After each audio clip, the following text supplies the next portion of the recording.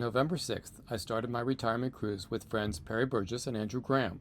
We sailed from Huguenot Yacht Club in New Rochelle, New York, rode the outgoing tide down the East River, past the iconic New York City skyline.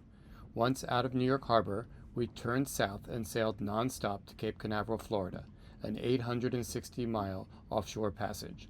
The sportiest part of the trip was crossing the Gulf Stream after passing Diamond Shoals off of Cape Hatteras at 12:30 in the morning on November 9th.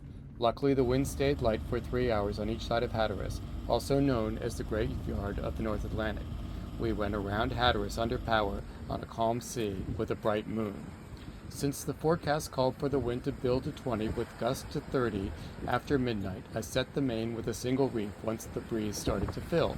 While the wind was still moderate, we raised the jib and shut down the engine. As the breeze built, I took down the jib. It wasn't too long after that we needed to reef again.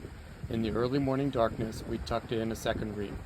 The maneuver went smoothly since we had practiced reefing the weekend before setting out. As the sun came up, the breeze continued to build. We were screaming downwind on a broad reach, surfing on waves that grew to 10 feet. Even with greatly reduced sail, we hit a record speed of 17.7 knots. That day, I had to steer the boat 15 hours straight, as neither Perry, Andrew, nor the autopilot could keep the boat under control in those conditions. As the wind moderated some, Perry took over and drove the boat well. She got her confidence and became a solid shipmate. The wind was much more moderate when we crossed back across the stream as we headed west to Cape Canaveral. In fact, we had to fly the code 0 to have enough speed to overcome the 3-knot north-flowing current. In the end, we resorted to the engine as the wind died off. We arrived in Cape Canaveral 5 3/4 days after leaving New York.